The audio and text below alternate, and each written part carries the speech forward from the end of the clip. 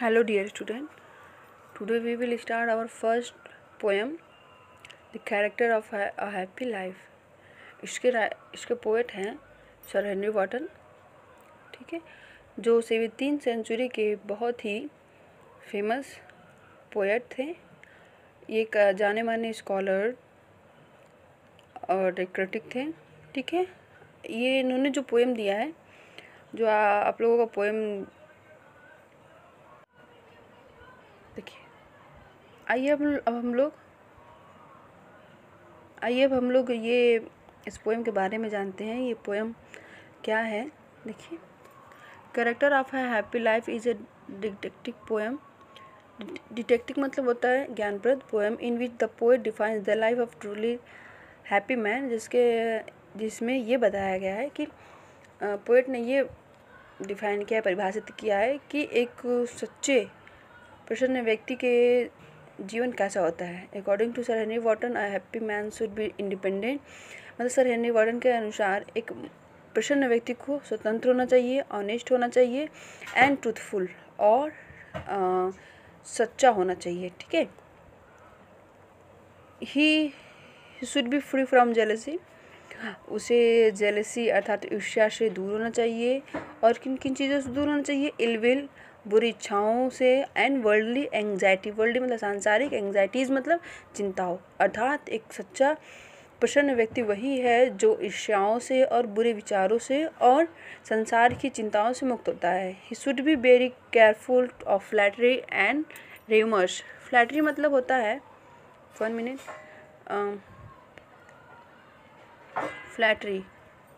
Flattery मतलब होता है चापलूसी करना, और र्यूमर्स मतलब होता है अफवाह। र्यूमर्स मतलब अफवाह। तो क्या कह रहे हैं कि जो प्रसन्न व्यक्ति होता है वह चापलूसी और अफवाहों से मुक्त होता है और उन्हें सावधान होना चाहिए इन सब चीज़ों से, ठीक है। He should pray to God daily for godly merits.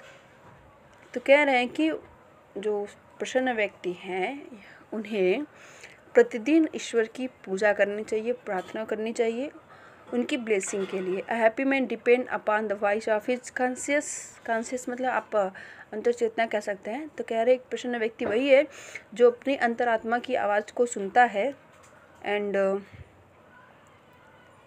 He is not jealous of anyone's progress. कह रहे हैं कि जो प्रसन्न व्यक्ति होता है, जो सच्चे मायने में खुश व्यक्ति होता है, वो किसी भी व्यक्ति के विकास से, उन्नति से ईर्ष्या नहीं करता है। He passes his time in the company of a good book और अ गुड फ्रेंड।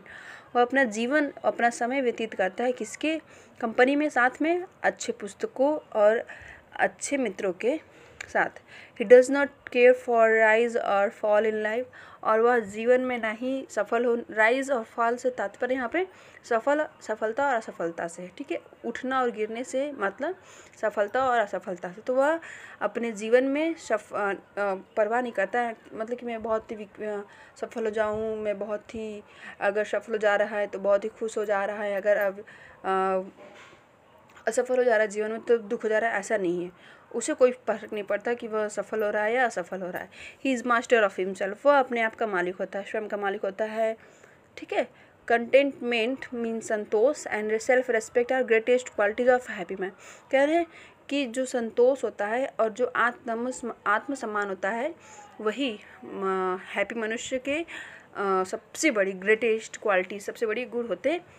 आशा है आपको ये पोएम का सार जो है, सेंट्रल आइडिया समझ में आया होगा, ठीक है।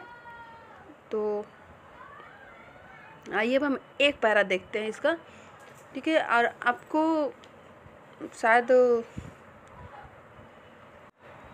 शायद रेफरेंस याद हो, लेकिन एक बार हम फिर से रेफरेंस बता दें कैसे करना होगा। आप लोग रेफरेंस मुझे लिख के दिखाएंगे इस पोएम का। तो सोच रहे हैं आज बस इतना ही, नहीं तो पोएम लंबा जाएगा। अभी आज ही हम किसी टाइम इसका पहला एक्सप्लेनेशन अभी हम बता देंगे। पहले आप इतना ही वीडियो देखें और हम एक बार रेफरेंस बता दे रहे हैं, रेफरेंस कॉन्टेक्स्ट, फिर इसके बाद हम एक्सप्लेनेशन की ओर चढ़ेंगे। तो देखिए इस पूरे पोएम में जो कवि है वो हैप्पी लाइफ के बारे में बता रहा है। हैप्पी लाइफ किसकी? मतलब एक प्रसन्न व्यक्ति के जीवन के बारे में बता रहा है। तो आप किसी तरह भी कह सकते हैं कि जैसे सबसे पहले आप रेफरेंस में क्या लिखेंगे, रेफरेंस में क्या लिखना होता है आपको, ये जो पैरा आपको दिया रहेगा एग्ज़ाम में, ये बताना होगा कि ये किस पोएम से लिया गया है और ये जो पोएम किसके द्वारा रचित है, अर्थात ठीक है कंपोज किसके द्वारा हुआ है। तो आपको क्या लिखना होगा, आप लिख के मुझे भेजेंगे, ठीक है। जैसे पहले क्या है, आप ऐसे बता लिख सकते हैं, जैसे अगर आप स्टैंजा लिख रहे हैं तो दिस लिखेंगे, अगर आप लाइन से लिख रहे हैं तो दीज लिखेंगे। इस बात का ध्यान देना है आपको, ठीक है। हम बता रहे रेफरेंस पहला, ध्यान से सुनेंगे। These lines have been taken from the poem character of a happy life, ठीक है। ये आपका पोएम का नाम हो गया, इस पोएम से ये कविता ली गई है, ठीक है। अगर आपके एग्ज़ाम में 4 लाइन कविता देगी तो, और इसको देखिए उसको लिखा किसने है, और तब ये करेंगे composed by sir Henry Wotton, ठीक है। ये आपका इतना 2 लाइन का आपका रेफरेंस हो गया।